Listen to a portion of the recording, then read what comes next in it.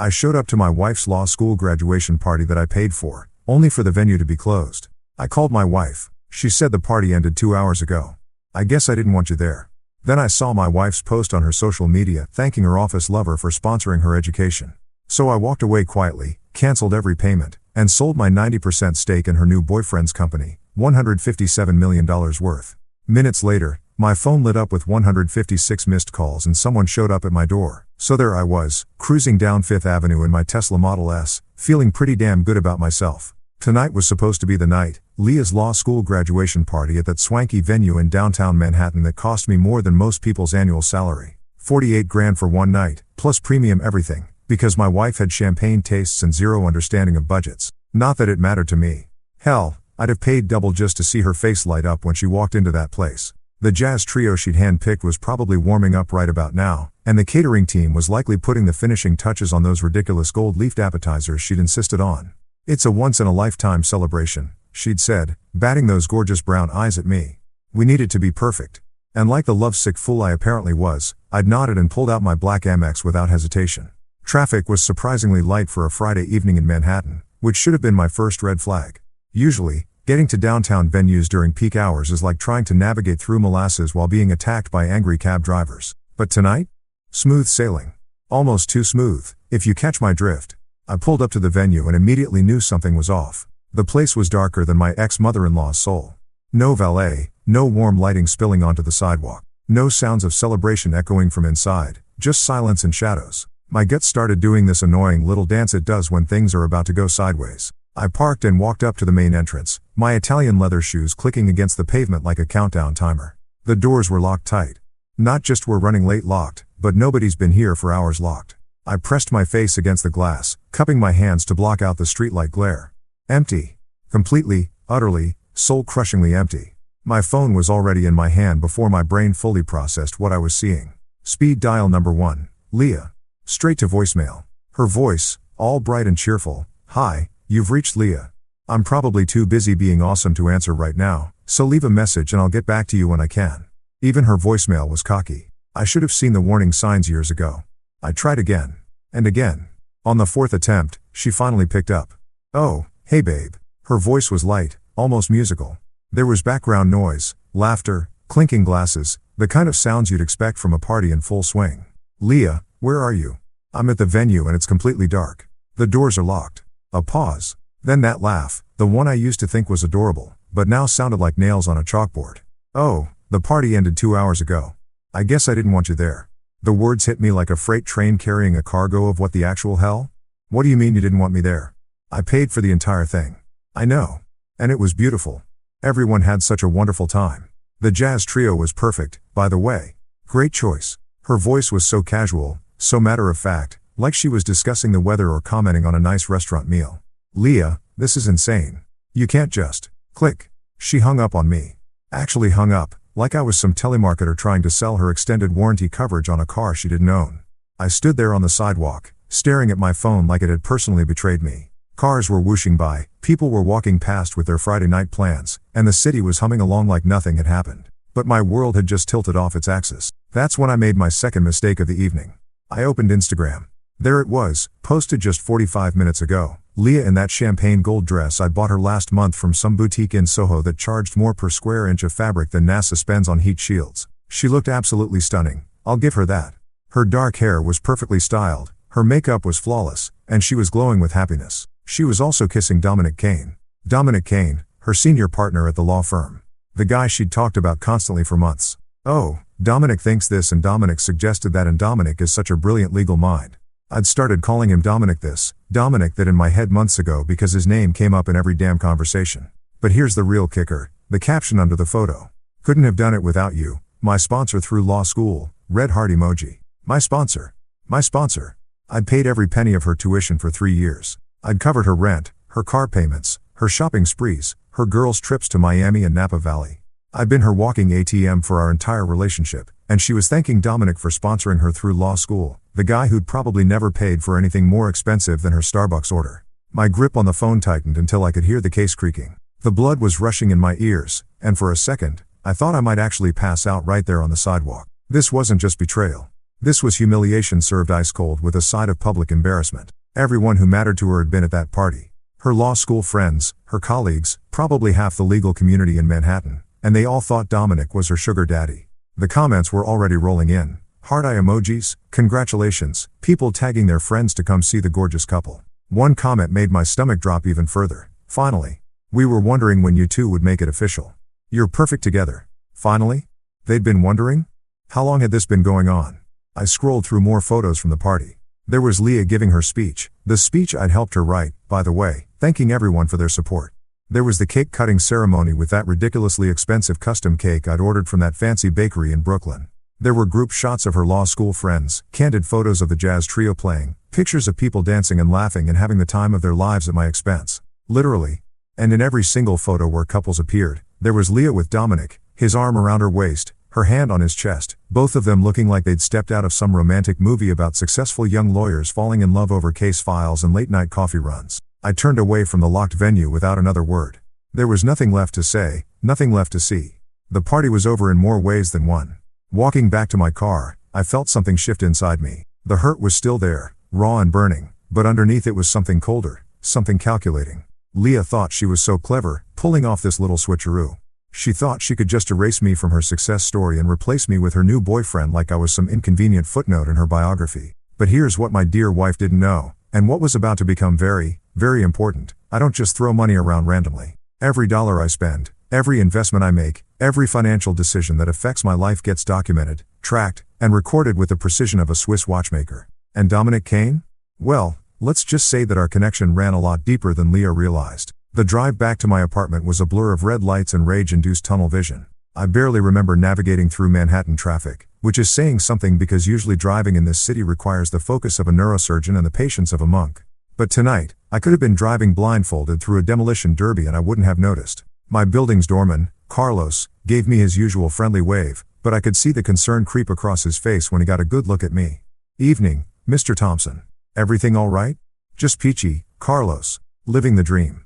My voice came out flat, emotionless. Even I could hear how dead I sounded. The elevator ride to the 30th floor felt like it took forever. I caught my reflection in the polished steel doors and almost didn't recognize myself. My usually perfect hair was disheveled from running my hands through it.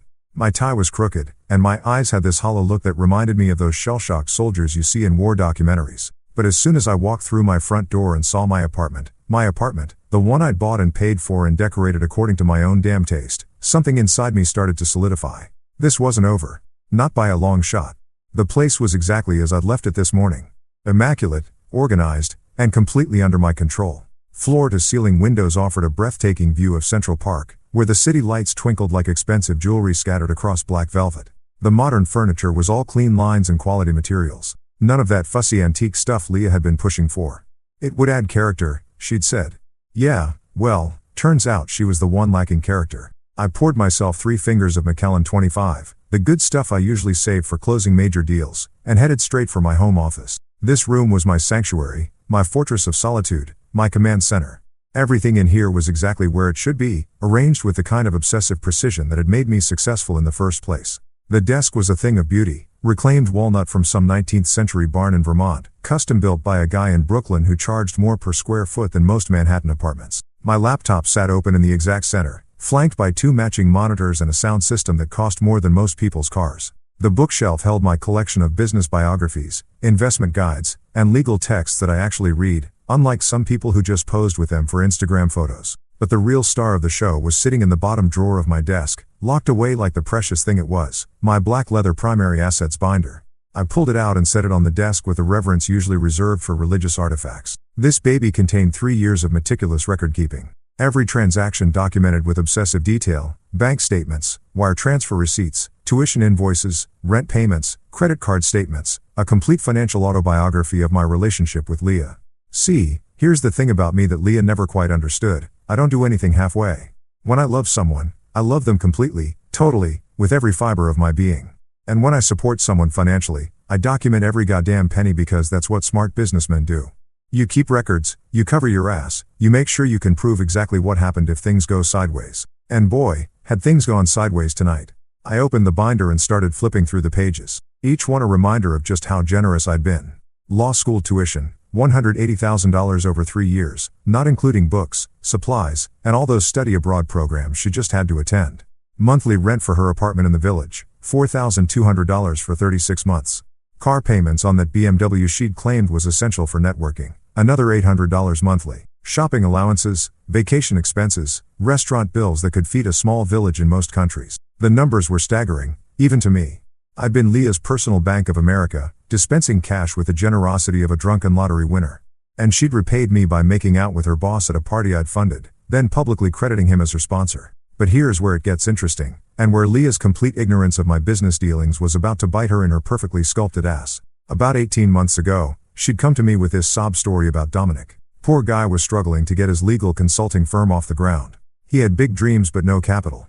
His family had cut him off financially after some falling out over his career choices. He was brilliant, according to Leah, but just needed someone to believe in him. "Baby, you're so good at seeing potential in people," she'd said, curled up next to me on this very couch. "Dominic has this amazing vision for revolutionizing corporate legal services. He just needs someone with your business sense to help make it happen." She'd batted those long eyelashes and given me that smile that used to make my knees weak. "Maybe you could meet with him? Just coffee, nothing major. I think you two would really click." So I'd met with Dominic. And you know what?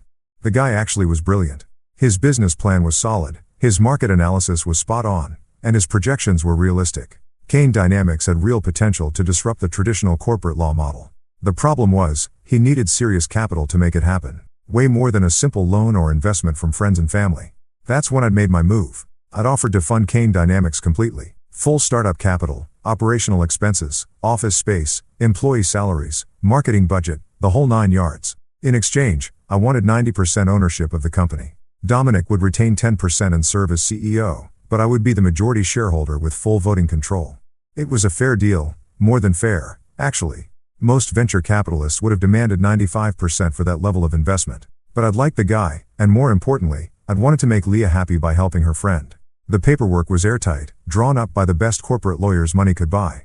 Dominic had signed everything without hesitation, probably because he was so grateful to finally have someone take him seriously. And just like that, I'd become the silent owner of what was now a $157 million company. Kane Dynamics had taken off like a rocket over the past year and a half. They'd landed major contracts with Fortune 500 companies, opened offices in 3 cities, and were being courted by several private equity firms for acquisition. The business press was calling Dominic a legal visionary and a disruptive force in corporate consulting. What they didn't know, what nobody knew except me, Dominic, and our lawyers, was that Dominic Kane was essentially a very well-paid employee of mine. He ran the day-to-day operations, made strategic decisions, and got all the public credit. But at the end of the day, I own that company, lock, stock, and barrel. And now, sitting in my office with that Instagram photo burned into my retinas, I realized I had something much better than hurt feelings. I had leverage. I opened my laptop and navigated to the private equity exchange where Kane Dynamics shares could be traded among qualified investors. The current market value, $174.4 million. My 90% stake, worth approximately $157 million, give or take a few million depending on market fluctuations. There were already 3 serious acquisition offers pending in my inbox, 2 private equity firms and 1 major consulting conglomerate, all offering premium prices for immediate sale. I could liquidate my entire position tonight if I wanted to, just click a few buttons and walk away with enough money to buy a small island somewhere. The irony was almost too perfect. Leah thought she was so clever, crediting Dominic as her sponsor in that Instagram post. She had no idea that her precious Dominic was essentially my employee, that his entire success story was built on my investment, that his brilliant legal mind was only able to flourish because I'd given him the financial foundation to do it. I leaned back in my chair and took another sip of whiskey. The burn felt good. Clarifying. For the first time since I'd seen that locked venue door, I was starting to feel like myself again. Not the hurt, betrayed husband who'd been made a fool of in front of half of Manhattan's legal community, but the calculating businessman who'd built his own fortune by staying 3 steps ahead of everyone else. Leah wanted to play games? She wanted to rewrite history and pretend I'd never existed? She wanted to humiliate me publicly while building her new romance on the foundation I'd provided? Fine. Game on. But this was going to be played by my rules. Now, you know that feeling when you're standing at the edge of a cliff and there's this moment where you could either step back to safety or take the leap into the unknown? That's exactly where I was, sitting at 2:47 a.m., staring at my laptop screen with the cursor hovering over buttons that would change everything. The Macallan had done its job. The sharp edges of my anger had smoothed into something much more dangerous, cold, calculated fury. I'd spent the last 4 hours going through every financial connection I had to Leah's perfect little life. And let me tell you, The web was more extensive than a conspiracy theorist's corkboard. But I'm a methodical guy. You don't build a multi-million-dollar portfolio by making rash decisions, even when your cheating wife has just served your dignity on a silver platter to half of Manhattan's legal elite.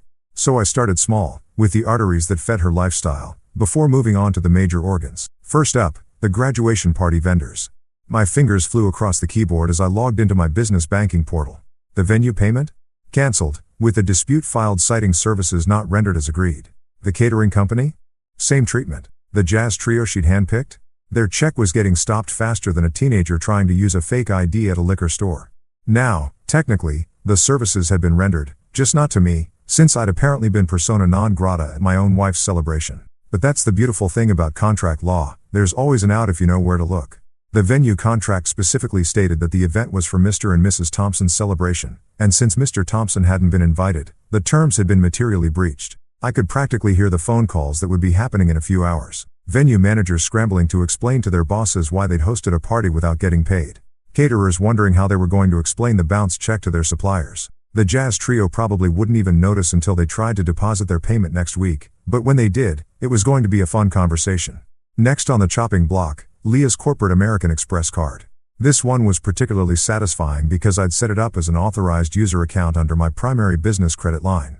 The monthly limit was $15,000, which she routinely maxed out on everything from designer shoes to those ridiculous $200 facials she claimed were essential for professional networking. With a few clicks, her card was canceled, which meant her Uber account was linked to that card.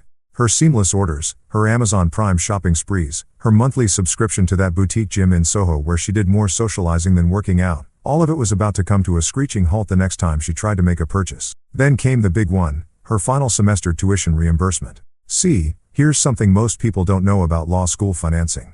A lot of students pay their final semester tuition up front and then apply for various reimbursements and grants after graduation. It's like getting a tax refund, except the check is usually around $35,000 and it comes from the school's financial aid office rather than the IRS. Leah's reimbursement had been processed yesterday. I'd gotten the notification email while I was driving to the party venue. $37,142, direct deposited into the joint checking account I'd set up for her education expenses. The same account where I was listed as the primary holder. I transferred every penny back to my personal account and then closed the joint account entirely. The transaction history would show exactly what had happened, but by the time Leah figured it out, the money would be long gone and the account would be a memory. But that was all just foreplay. The main event was Kane Dynamics. I pulled up the private equity exchange again and stared at the numbers. The company I'd built, because let's be honest, that's exactly what I'd done, was valued at $174.4 million as of market close. My 90% stake was worth more than some small country's GDP. And sitting in my inbox were 3 acquisition offers that would turn my investment into enough cash to retire tomorrow if I wanted to. The first offer was from Meridian Capital, a Boston-based private equity firm that specialized in legal service acquisitions. They were offering $180 million for a complete buyout, which represented a 32% premium over current market value. Not bad, but not spectacular. The second offer came from Goldman Sachs' private wealth division, representing an unnamed client who wanted to acquire Kane Dynamics as part of a larger legal services consolidation play. Their offer was $185 million, plus a potential earnout clause that could push the total to $200 million if certain performance metrics were met over the next 2 years. But the third offer, that was the one that made me smile for the first time all night. Blackstone Legal Partners, the same firm that had been trying to poach Dominic for the past 6 months, was offering $195 million for an immediate acquisition with the stipulation that all current management would be retained for a minimum of 2 years. They wanted to buy Kane Dynamics specifically to get Dominic, not realizing that Dominic was essentially just an expensive employee who could be replaced at my whim. The irony was so thick you could cut it with a knife. Blackstone was willing to pay nearly $200 million to acquire a company just to get their hands on a guy who was about to find out that his entire career was built on borrowed time and my generosity. I opened a new browser tab and navigated to the secure transaction portal. My fingers hovered over the keyboard as I considered my options. I could accept the Blackstone offer and walk away with enough money to never work again. Or I could accept one of the other offers and watch Dominic's world crumble when his new corporate overlords decided they didn't need his services after all. But then I remembered that Instagram photo. Leah's lips on his, her hand on his chest, that caption thanking him for being her sponsor through law school. I remembered the comments from their mutual friends, all those people who thought they'd been watching some beautiful love story unfold when they were actually witnessing the most expensive cuckold arrangement in Manhattan's history. Fuck it. I clicked on the Blackstone offer and hit accept terms. The transaction would take 48 hours to fully process, but my shares were now locked in at $195 million. By Monday morning, I would no longer own Kane Dynamics, and Dominic would be working for people who'd paid a premium price for a company they thought he controlled. The beautiful part was that Dominic would probably never know what hit him. He'd wake up Monday morning thinking he was still the visionary CEO of his successful consulting firm. He'd grab his usual coffee from that pretentious place on the corner, check his stock options portfolio, and probably text Leah some cute message about their bright future together. Instead, he'd walk into his office to find representatives from Blackstone waiting to explain the new corporate structure. They'd be polite about it, professional, but the message would be clear. Kane Dynamics was under new management, and Dominic's role was about to be evaluated for optimal strategic fit. In corporate speak, that translates to, "We paid $195 million for your company because we thought you were indispensable, but now that we own you, we're going to figure out whether you're actually worth keeping around." My laptop chimed with a confirmation email. Transaction accepted. Funds would be available for transfer within 2 business days. I was now $195 million richer, and the company that had made Dominic into Leah's knight in shining armor was about to become someone else's problem. I leaned back in my chair and finished the last of my whiskey. The city lights twinkled outside my window, and for the first time since I'd stood outside that locked venue door, I felt like I was back in control. Phase 1 was complete. The financial arteries that had kept Leah's lifestyle flowing were now severed, and Dominic's professional world was about to be turned upside down. But this was just the beginning. Tomorrow, the real consequences would start hitting, and I had a front row seat to watch it all unfold. I woke up at 6:30 a.m. to the sound of my phone buzzing like an angry hornet trapped in a mason jar.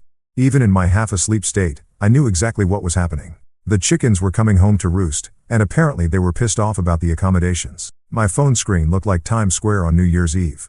Notification after notification lighting up the display, text messages, missed calls, voicemails, even a few WhatsApp messages from numbers I didn't recognize. The digital equivalent of pitchforks and torches, all demanding my immediate attention. I made myself a cup of coffee first, because I'm not a savage. Ethiopian single origin, ground fresh, brewed in my $3,000 espresso machine that Leah had called ridiculously overpriced when I bought it. Funny how everything I enjoyed was either overpriced or unnecessary according to her, but her monthly shopping sprees were essential investments in her professional image. The coffee was perfect, rich, smooth, with just enough caffeine to prepare me for whatever storm was waiting in my inbox. I settled into my favorite armchair, the one with the perfect view of Central Park, and finally checked my phone. 156 missed calls. 156. I hadn't seen numbers like that since the 2008 financial crisis, when half my clients were calling to either panic sell everything or beg me to perform some kind of investment miracle that would save their retirement funds. The text messages were even better.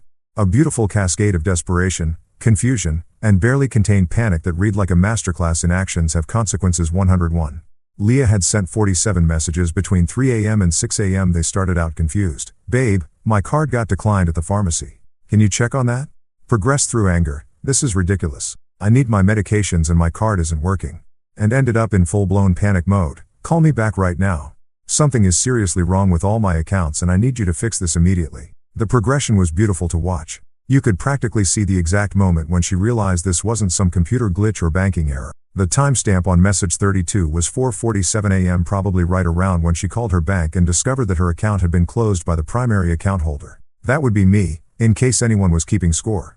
Dominic's messages were more professional but equally frantic. As a lawyer, he at least understood the concept of documentation, so his texts read like evidence for a future court case. "Michael, there seems to be an issue with Kane Dynamics operational accounts. Please call me at your earliest convenience to discuss." Then, 2 hours later, "Michael, this is urgent. Our payroll system is showing errors and several vendors are reporting payment issues. We need to resolve this immediately." But the real entertainment was in the voicemails. I grabbed a fresh cup of coffee and settled in for what I knew was going to be better than anything Netflix had to offer. Voicemail number 12 was from the venue coordinator, her voice tight with professional panic. "Mr. Thompson, this is Sandra from the Crystal Ballroom. We need to discuss the payment reversal that occurred overnight. Our accounting department is showing a significant discrepancy, and we have vendors asking questions about their payments. Please call me back as soon as possible." Voicemail 23 was from Dominic's CFO, a guy named Bradley who sounded like he'd been chainsmoking since dawn. "Mr. Thompson, this is Brad Henley from Kane Dynamics. We've got a serious problem with our operating capital, and Dominic mentioned you might be able to help clarify some banking issues. The board is meeting an emergency session, and we really need to get this sorted out before market open." Emergency session. I loved it. Nothing says your life is about to change dramatically like an emergency board meeting on a Saturday morning. But voicemail 38 was the crown jewel. Leah's voice, completely unhinged. "You son of a bitch. I know you're doing this on purpose. You can't just steal my money because your feelings got hurt. I have bills to pay and a life to live, and you don't get to just destroy everything because you're having some kind of midlife crisis. Call me back right now, or I swear to God I'll. The message cut off there, probably because she'd exceeded the time limit. Midlife crisis. That's what she was calling it. Like my perfectly reasonable response to being publicly humiliated and financially cuckolded was some kind of mental health episode that required her patience and understanding. I was on voicemail 45 when the doorbell rang. Carlos must have called up from the lobby, but I'd been too entertained by the digital meltdown to answer my landline. I walked to the front door and checked the peephole, expecting to see Leah standing there with that "we need to talk" expression that had preceded every major argument of our marriage. Instead, it was Maya Torres, Leah's personal assistant. Poor Maya looked like she'd been through a blender set on emotional devastation. Her usually perfect hair was pulled back in a messy ponytail, she was wearing yesterday's clothes, and she was clutching her phone like it was the only thing keeping her tethered to reality. I opened the door and leaned against the frame, coffee mug in hand. "Maya, this is unexpected. Don't you usually work banker's hours? Mr. Thompson, I'm so sorry to bother you this early, but..." She paused, looking around like she was afraid someone might be watching. "Can I come in? There's a situation." I stepped aside and gestured for her to enter. Maya had always been efficient, professional, and refreshingly honest about Leah's more unreasonable demands. If anyone deserved to be caught in the crossfire of my marital nuclear war, it wasn't her. She followed me into the living room, declining my offer of coffee with a shaky wave of her hand. "I don't even know where to start," she said, sinking into the couch like a deflated balloon. "Everything's falling apart."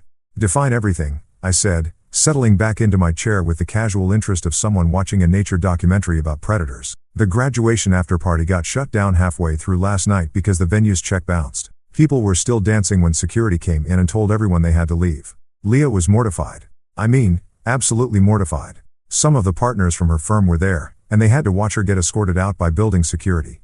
I nodded sympathetically while internally doing a victory dance. "That does sound embarrassing. But that's not even the worst part," Maya continued, her voice rising with each word. "This morning, Kane Dynamics' payroll system crashed. Completely crashed. Nobody got their direct deposits. The accounting software is showing error messages, and half the staff can't access their company credit cards." "Sounds like a technical issue," I said, taking another sip of coffee. "Mr. Thompson," Maya said, looking at me with the kind of expression usually reserved for explaining simple concepts to small children, "Dominic's board is an emergency session. They're talking about bringing in external auditors. There are rumors flying that the company might be facing some kind of hostile takeover or financial investigation." I raised an eyebrow. "That's quite a leap from a payroll glitch. And Leah?" Maya's voice dropped to almost a whisper. "Leah's losing it. Completely losing it. Her bank accounts are frozen, her credit cards aren't working, and she can't reach you. She's been calling everyone she knows, trying to figure out what's happening, but nobody has any answers." She pulled out her phone and showed me the screen. 17 missed calls from Leah in the past hour alone. "She sent me here to find you," Maya said. She's scared, Mr. Thompson. Really scared. She keeps saying that something terrible has happened and that you're the only one who can fix it." I set down my coffee mug and looked at Maya with what I hoped was an expression of mild concern mixed with complete innocence. "Well, Maya, that does sound like quite a predicament. So you'll help?" The relief in her voice was almost heartbreaking. "Help with what, exactly?" I asked. "I'm just a guy who woke up to 156 missed calls on a Saturday morning. Sounds like Leah and her boyfriend are having some business troubles that have nothing to do with me." Maya stared at me for a long moment, and I could practically see the pieces clicking into place behind her eyes. She was smart enough to recognize the careful neutrality in my tone, experienced enough with wealthy clients to understand when someone was being deliberately obtuse. "This isn't a coincidence, is it?" she said quietly. "Maya," I said, standing up and walking toward the front door, "I think you should probably get back to work. Sounds like your boss is going to need all the help she can get today." After Maya left, looking like someone had just explained quantum physics to her using interpretive dance, I poured myself another cup of coffee and settled in at my desk. The morning entertainment had been delicious, but now it was time to get down to business. Real business, the kind that required letterhead, legal precision, and the sort of terms that would make corporate lawyers weep with admiration. I pulled out a sheet of my personal stationery, heavy cream paper with my name embossed in dark blue ink. The kind of formal correspondence that screams "this person means business" before you even read the first word. Some people might call it pretentious. I called it setting the proper tone for negotiations. The funny thing about ultimatums is that most people deliver them wrong. They get emotional, start yelling, make threats they can't back up. But a truly effective ultimatum should read like a business contract, because that's exactly what it is, a contract where one party holds all the cards and the other party gets to choose between accepting terrible terms or facing even worse consequences. I cracked my knuckles and started typing. After 15 years of drafting investment agreements and acquisition terms, I knew exactly how to structure this particular document. 2. Leah Thompson and Dominic Kane from Michael Thompson Re. Terms for resolution of current financial disruptions. Date. Today's date. The undersigned acknowledges that recent financial irregularities have created inconveniences for both parties named above. In the interest of resolving these matters expeditiously and avoiding further complications, the following terms are hereby proposed. I pause to admire my opening paragraph. Dry, businesslike, completely devoid of emotional content. Nothing in those sentences even hinted at betrayal, humiliation, or the fact that my wife had been playing tonsil hockey with her boss at a party I'd funded. Just financial irregularities and inconveniences, like their entire world wasn't currently imploding because I decided to stop being their personal ATM. Term 1. Public acknowledgement. Mrs. Leah Thompson shall issue a public statement, to be posted across all personal social media platforms and submitted to relevant legal industry publications, acknowledging that her law school education was funded entirely by Michael Thompson. This statement shall specifically name Michael Thompson as the sole financial backer of her legal education and shall correct any previous public statements suggesting alternative sources of funding. The statement shall be substantively identical to the draft provided as Attachment A to this document. I opened a new document and started drafting Attachment A. This was going to be fun. Statement of correction. I want to publicly acknowledge and thank my husband, Michael Thompson, for his complete financial support throughout my law school journey. Michael paid for my tuition, living expenses, and educational costs without any assistance from other parties. My recent social media posts incorrectly suggested that others had sponsored my education, and I apologize for any confusion this may have caused. Michael's generous support made my legal career possible, and I am grateful for his investment in my future. Short, sweet, and completely humiliating for someone who'd just spent the last 6 months telling everyone that Dominic was her mentor and inspiration. The legal community loved gossip more than reality TV stars love plastic surgery, so this little correction would be making the rounds at every bar association happy hour for months. Back to the main document. Term 2. Executive resignation. Mr. Dominic Kane shall submit his resignation from all positions at Kane Dynamics, effective immediately upon execution of this agreement. Mr. Kane shall waive any claims to severance, stock options, or other compensation beyond salary earned through his final day of employment.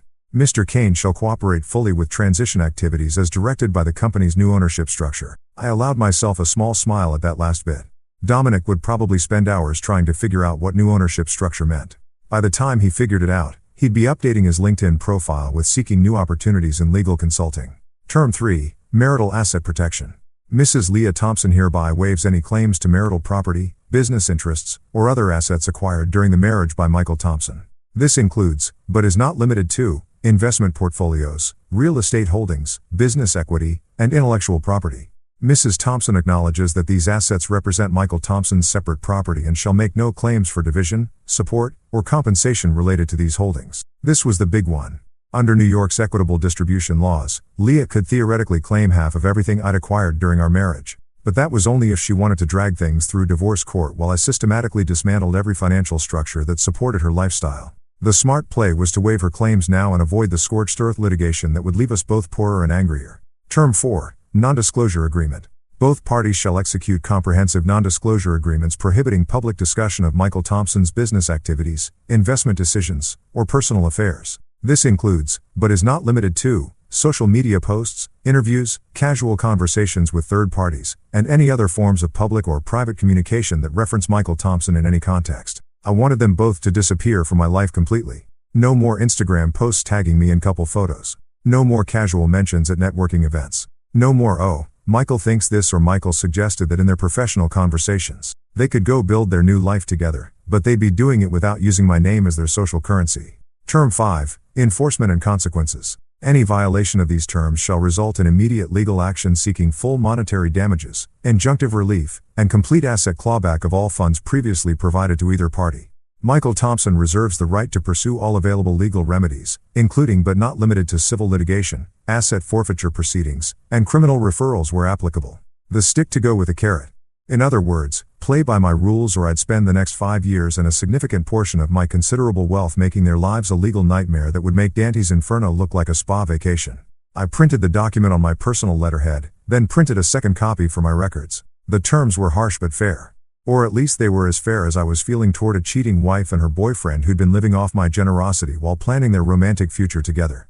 The beauty of this approach was its simplicity. Leah and Dominic could sign the papers and move on with their lives, or they could refuse and watch as their current financial catastrophe became a permanent state of affairs.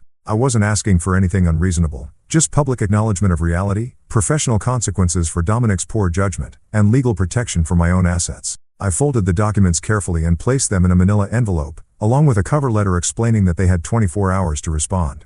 Not to negotiate, not to propose counteroffers, but to respond with either signed agreements or a clear indication that they preferred to handle this matter through alternative means. Alternative means in this context being the legal equivalent of a nuclear winter that would leave both of them professionally and financially radioactive for years to come. Maya was probably still somewhere in the building, either hiding in the lobby or pacing around outside trying to figure out how to report back to Leah without becoming the messenger who gets shot. I called down to Carlos and asked him to find her and have her come back up.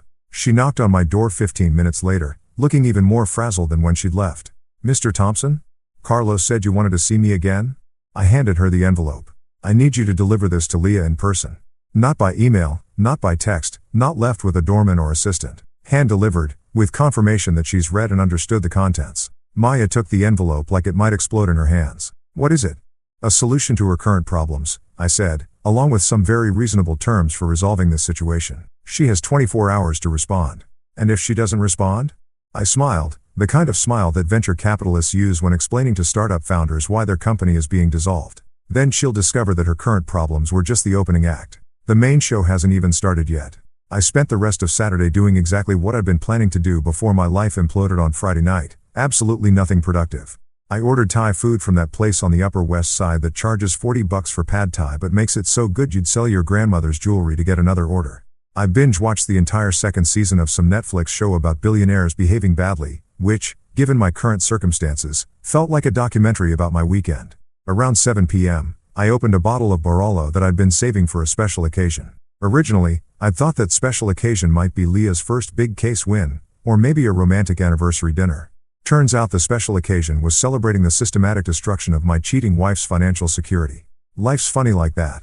The wine was perfect, rich, complex, with just enough tannins to remind you that good things take time to develop properly. Unlike marriages, apparently, which could go from till death do us part to I guess I didn't want you there faster than a tech startup burning through venture capital. My phone had been mercifully quiet since Maya left with the envelope.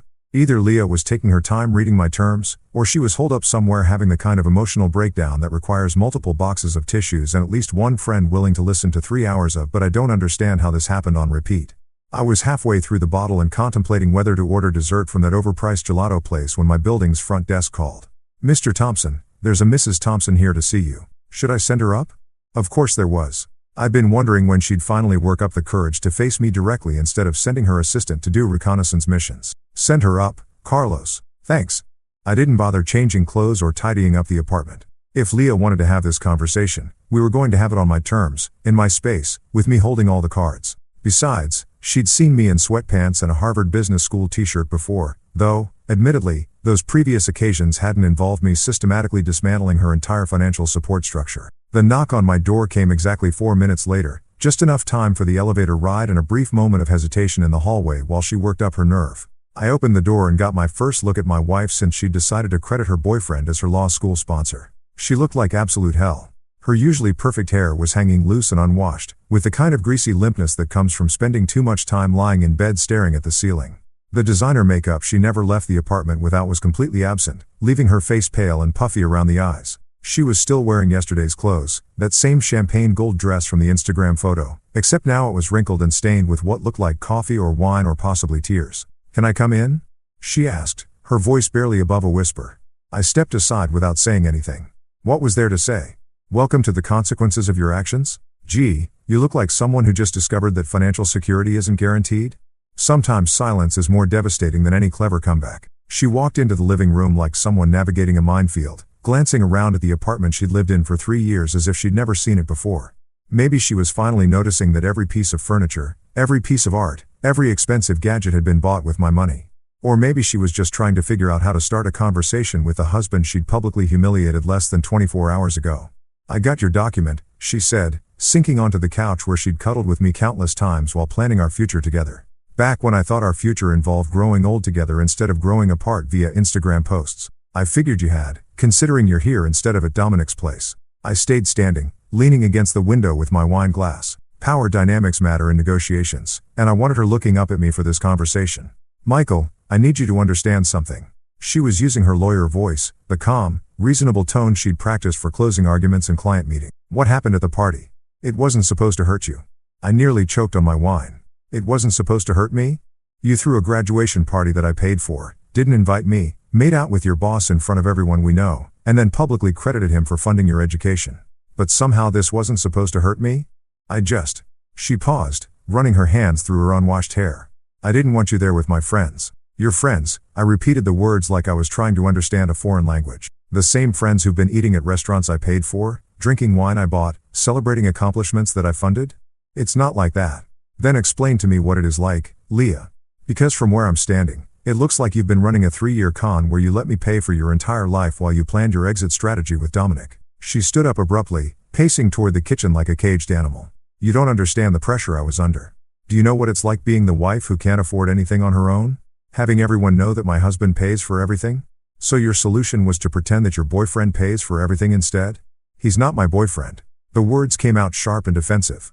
Dominic and it's complicated. I laughed, and even I could hear how cold it sounded. Complicated. Right. That's what we're calling it when you stick your tongue down someone's throat at a party and thank them for sponsoring your education. She stopped pacing and turned to face me. I made a mistake, okay? I got caught up in the moment and I said something stupid on Instagram. But that doesn't mean you get to destroy my entire life. Destroy your life? I set down my wine glass and walked toward her. Leah, I didn't destroy anything. I just stopped paying for it. There's a difference. You canceled my credit cards. You closed my bank accounts. She gestured wildly around the apartment. You've turned off everything. I can't even buy groceries. Welcome to adulthood, I said. Most people actually have to earn money before they can spend it. Revolutionary concept, I know. Her face crumpled, and for a moment I saw a flash of the woman I'd fallen in love with 4 years ago. Vulnerable, uncertain, human. Then she straightened up and the lawyer mask slipped back into place. Those terms you sent me, she said. They're ridiculous. You can't expect me to publicly humiliate myself just because you're having some kind of what? I interrupted. Some kind of reasonable response to being betrayed and humiliated? Some kind of natural reaction to discovering that my wife has been planning her future with another man while I pay all the bills? I never planned anything with Dominic. Really?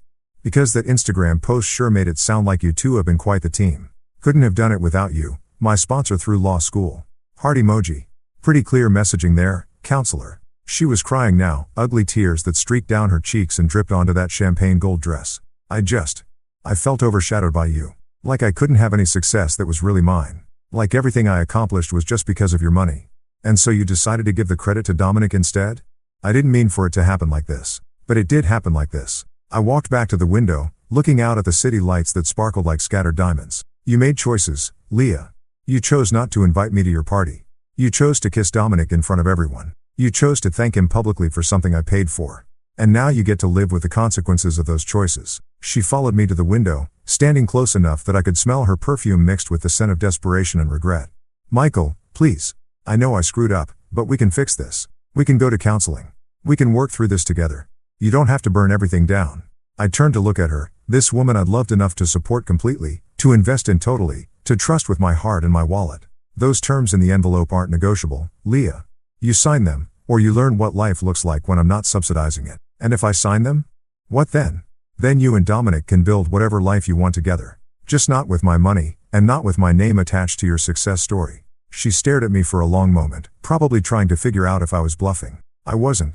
The old Michael, the one who'd believed in love and partnership and building a life together, had died somewhere between that locked venue door and that Instagram post.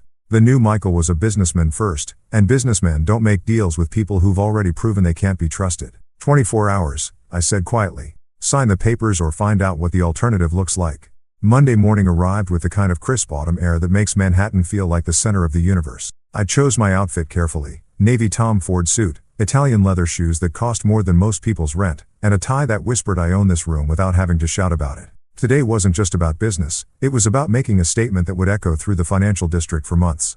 The Kane Dynamics building on Park Avenue was one of those gleaming glass towers that screamed we've made it to anyone walking by. 47 stories of steel and ambition, with Dominic's company occupying the entire 32nd floor. I'd been here exactly once before, about 6 months ago, when Dominic had insisted on giving me a tour of our expanding empire. Our empire, if he only knew. I walked through the lobby like I owned the place, which, until about 18 hours ago, I basically did. The security guard recognized me and waved me through without the usual visitor badge nonsense. Poor guy probably had no idea that the friendly investor he'd been greeting for the past year and a half had just sold the company out from under everyone's feet. The elevator ride to the 32nd floor gave me time to appreciate the irony of the situation.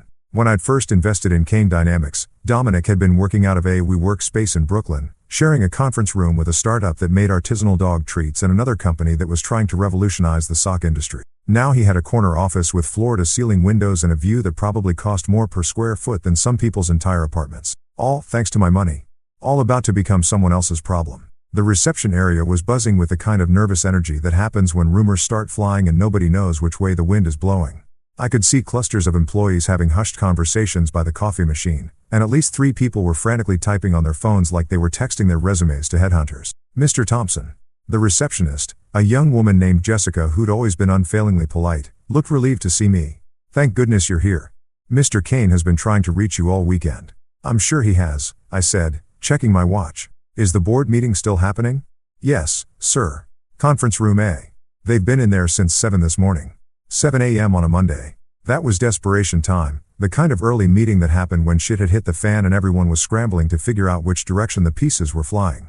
I walked down the hallway toward the conference room, passing offices where Kane Dynamics' rising stars were probably wondering if they'd still have jobs by lunch. The irony wasn't lost on me that I was about to attend a board meeting for a company I no longer owned, to discuss problems I'd created, with people who had no idea I was the source of their current nightmare. The conference room had glass walls, so I could see the meeting in progress before I even opened the door. 7 people around a mahogany table that cost more than most cars, all looking like they'd been hit by a freight train carrying bad news. Financial documents were scattered across the table, laptops were open showing spreadsheets that probably looked like crime scenes, and everyone had that shell-shocked expression that comes with realizing your professional world is imploding in real time. Notably absent, Dominic Kane. I knocked once and opened the door. The conversation stopped immediately, and 7 pairs of eyes turned toward me with the kind of desperate hope usually reserved for disaster movie scenes where the cavalry arrives just in time. Michael. Brad Henley, the CFO, practically jumped out of his chair. Thank God you're here. We've been trying to reach you all weekend. So I heard, I said, taking the empty seat at the head of the table. It was Dominic's usual spot, but since Dominic wasn't here, I figured someone should fill the leadership vacuum. Where's our fearless CEO? The board members exchanged glances like they were trying to decide who had to deliver the bad news. Finally, Sarah Chen, the head of operations, cleared her throat. Dominic's no longer with the company as of this morning. Resignation? I asked, though I already knew the answer. Security escorted him out about an hour ago, Brad said. He submitted his resignation via email at 6:47 a.m. Very brief, very professional, but he's gone. I nodded like this was surprising news instead of the exact outcome I'd orchestrated. That's unfortunate timing, given our current challenges. Michael, Sarah leaned forward, her voice tight with barely controlled panic. We need to know what's happening with the company's financial structure. Our operating accounts have been frozen, payroll is backed up, and we've got vendors calling every 5 minutes asking about bounced payments. And there are rumors, added Marcus Webb, the head of business development, about some kind of acquisition or hostile takeover. The financial press is sniffing around, asking questions about ownership changes and leadership transitions. I looked around the table at these 7 people who'd helped build Kane Dynamics into a $175 million company. Smart, dedicated professionals who'd worked 60-hour weeks and sacrificed personal time to make Dominic's vision a reality. They deserved better than what was about to happen to them, but unfortunately, they'd been collateral damage. Well, I said, opening my briefcase and pulling out a folder, I have some news that should clarify the situation. I placed copies of the acquisition documents in front of each board member. The Blackstone Legal Partners logo was prominently displayed at the top of each page, followed by language that was both crystal clear and utterly devastating to everyone in the room. As of market close on Friday, I said, watching their faces as they read, I've sold my majority stake in Kane Dynamics to Blackstone Legal Partners. The sale was completed this morning, and they're now the controlling shareholder of the company. The silence that followed was the kind of complete, profound quiet that happens when a room full of intelligent people realizes that their entire professional universe has just been rewritten without their input or consent. Brad was the first to find his voice. Your majority stake? Michael, you own less than 15% of the company. I smiled, the kind of smile that venture capitalists use when explaining to entrepreneurs why their company is being dissolved. Actually, Brad, I own 90% of Kane Dynamics. Dominic held 10% and served as CEO. But I've been the majority shareholder since day one. Sarah's face had gone completely white. That's impossible. Dominic founded this company. He built it from nothing. Dominic had the vision, I said. I had the capital. 90% of the startup funding, 90% of the operational investment, 90% of the expansion capital, all of it came from my personal portfolio. In exchange, I received 90% ownership. It's all documented in the original incorporation papers, if you'd like to review them. Marcus was frantically scrolling through his phone, probably pulling up the corporate filings that he should have read more carefully 18 months ago. But why? Why would you sell to Blackstone? We're profitable, we're growing, we just landed the Morrison Industries contract. Because, I interrupted, my priorities have changed. I'm divesting from certain business relationships that no longer align with my personal interest. The euphemism hung in the air like smoke from a fired gun. These people weren't stupid, they could probably guess that my sudden decision to sell had something to do with the mysterious personnel changes and Dominic's abrupt departure. But they'd never know the full story. They'd never know about the graduation party, the Instagram post, or the fact that their former CEO had been playing house with my wife while I funded his professional dreams. What does this mean for us? Asked Jennifer Walsh, the head of legal affairs, in the kind of voice people use when they already know the answer but hope they're wrong. Blackstone's representatives will be here this afternoon, I said, checking my watch. They'll be conducting individual meetings with all senior staff to assess the current organizational structure and determine optimal strategic alignment going forward. In corporate speak, that translated to, they're going to fire half of you and restructure the rest of the company according to their own vision. They paid a premium for Kane Dynamics because they believed they were acquiring Dominic's leadership and vision, I continued. Now that Dominic's no longer part of the equation, they'll need to reevaluate whether the company still meets their investment criteria. Brad's hands were shaking as he set down the acquisition documents. Michael, this company employs 47 people. Some of them have families, mortgages, kids in college. You can't just. I can. And I did, I said, standing up and closing my briefcase. Blackstone Legal Partners is a reputable firm with extensive experience in corporate restructuring. I'm confident they'll make decisions that are in the best interests of their investment. Which was a polite way of saying, not my problem anymore. I walked toward the door, then paused and turned back to face the room full of shell-shocked executives. For what it's worth, you're all talented professionals. I'm sure you'll land on your feet, regardless of what Blackstone decides. Then I left them there to contemplate the smoking crater where their careers used to be.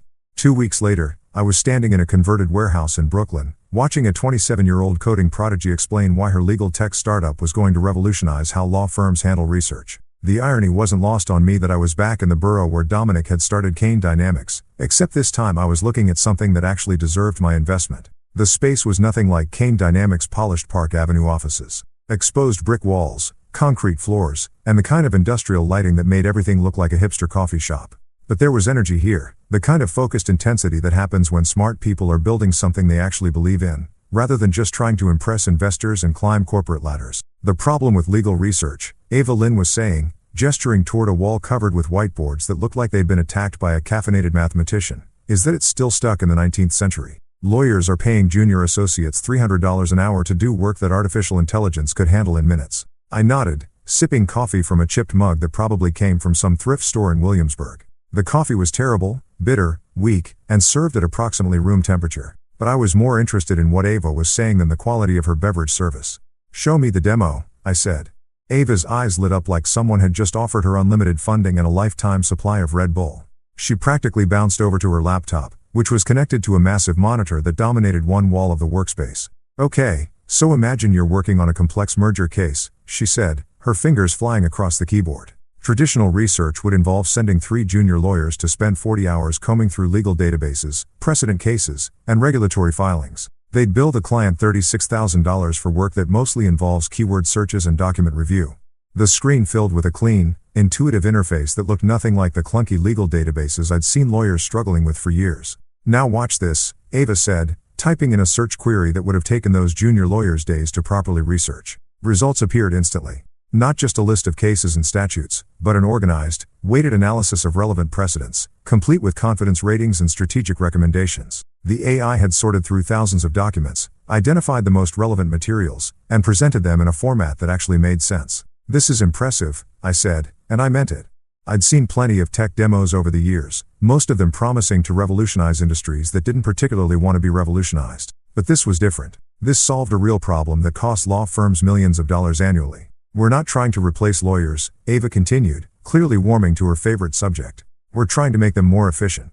Instead of spending weeks on research, they can spend their time on strategy, client relationships, actual legal thinking, the stuff that humans are actually good at. I walked around the workspace, taking in the setup. 6 developers working at standing desks that looked like they'd been assembled from IKEA parts and industrial pipe fittings. A conference area made from a reclaimed door balanced on sawhorses. Whiteboards covered with flowcharts, user interface mock-ups, and what appeared to be a betting pool about which pizza place delivered fastest to their address. This was what a real startup looked like: lean, focused, built by people who cared more about solving problems than impressing anyone. It reminded me of my own early days, back when I was trading stocks from a studio apartment and living on ramen noodles and stubborn determination. "What's your current funding situation?" I asked. Ava's enthusiasm dimmed slightly. "We've been bootstrapping so far. I had some savings from my previous job at Google, and the team is working for equity until we can afford proper salaries. We've got enough runway for maybe 3 more months. And then?" She shrugged, trying to look casual about the fact that her company was 3 months away from bankruptcy. "Then we either find investors, or we all go back to working for other people's dreams." I pulled out my phone and showed her the research I'd done on her background while riding the subway to Brooklyn. MIT computer science degree, 3 years at Google working on machine learning algorithms, 2 years at a legal tech startup that had been acquired by Thomson Reuters. Her code was elegant, her strategic thinking was sound, and most importantly, she was solving a problem that actually mattered. "Tell me about your team," I said. "Best engineers I've ever worked with," Ava said, gesturing toward the developers who were pretending not to eavesdrop on our conversation. Sarah over there built recommendation engines for Netflix. Marcus worked on fraud detection algorithms for PayPal. Kim was the lead developer on that document analysis platform that LexisNexis bought for $40 million last year. And they're all working for equity. They believe in what we're building. Everyone here could get jobs at Google or Facebook tomorrow, making twice what I'll be able to pay them for the next 2 years. But they're here because they want to build something that matters. That was the difference between this company and Kane Dynamics. Dominic had been building a consulting firm to feed his own ego and impress people at legal industry cocktail parties. Ava was building something that could actually change how an entire profession operated. "What do you need to scale?" I asked. "Realistically, $10 million would let us hire the team we need, build out our infrastructure, and fund operations for the next 18 months. $15 million would be better. We could expand faster, maybe open a West Coast office, start targeting the really big law firms." I walked back to the whiteboard covered with user interface mock-ups. The design was clean, intuitive, obviously built by people who understood that lawyers didn't have time to learn complicated software just to do basic research. "Have you talked to potential customers? Actual law firms?" "We've got pilot programs running with 3 mid-size firms in Manhattan," Ava said. "The feedback has been incredible. Partners are telling us we're saving them 60 to 70% on research costs, and the quality of analysis is actually better than what their junior associates were producing." "Show me the numbers." For the next hour, Ava walked me through financial projections, market analysis, and customer acquisition strategies that were surprisingly sophisticated for a company operating out of a converted warehouse. She'd done her homework. More importantly, she understood both the technical challenges and the business realities of what she was trying to build.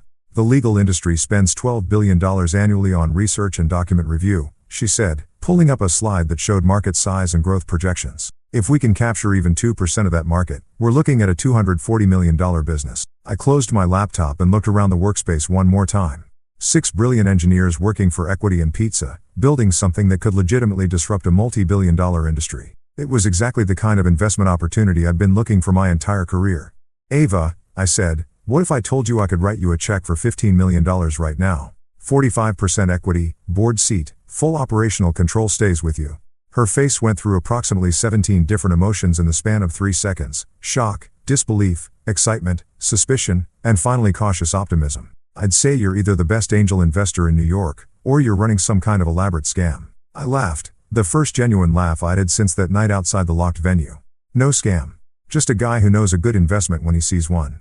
I pulled out my checkbook and started writing. $15 million, payable to Lynn Technologies LLC. The same amount I'd made in profit from selling Kane Dynamics, reinvested into something that actually deserved to succeed. "Welcome to the big leagues," I said, handing her the check. For the first time in 2 weeks, I felt like I was building something instead of destroying it. 3 days after writing that check to Ava, I was sitting in a corner booth at a quiet cafe on the Upper East Side, watching my soon-to-be ex-wife fidget with her coffee cup like it held the secrets to salvaging her reputation. She'd finally agreed to meet, probably because her credit cards were still frozen and she needed to eat something that didn't come from a food truck. The cafe was one of those understated places that charged $12 for coffee but didn't feel the need to advertise it with neon signs and Instagram-worthy latte art. Just good coffee, comfortable seating, and the kind of acoustic design that let you have private conversations without the entire room listening in. Perfect for what I had planned. Leah looked better than she had during our last encounter, but not by much. She'd managed to shower and change clothes, but there were dark circles under her eyes that makeup couldn't quite hide, and her usually confident posture had been replaced by the hunched shoulders of someone who'd spent the past week discovering that financial independence wasn't just a catchphrase from women's magazines. "You look like you've been sleeping," I said, settling into the booth across from her. "Some." She wrapped her hands around her coffee mug like it was a life preserver. "Michael, I've been thinking about your terms, and they're designed to humiliate me." I stirred sugar into my espresso and considered her statement. "They're designed to correct the public record. There's a difference. You want me to publicly admit that you funded my entire education while I thank someone else for it. That's humiliation. That's honesty." I leaned back against the booth's leather upholstery. "You made a choice to rewrite history in that Instagram post. Now you get to choose whether to correct it voluntarily or let other people figure out the truth on their own." She was quiet for a long moment, staring out the cafe's windows at the pedestrians hurrying past on their way to jobs that probably didn't hang in the balance of social media posts and financial revenge schemes. "What happened to Dominic?" she asked finally. "What do you mean?"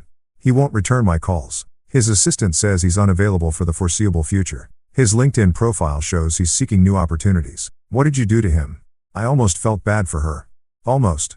She genuinely seemed to believe that Dominic had been some kind of independent success story, a brilliant legal mind who'd built his own empire through talent and determination. The fact that his entire professional existence had been funded by her husband was apparently news to her. "I didn't do anything to Dominic," I said.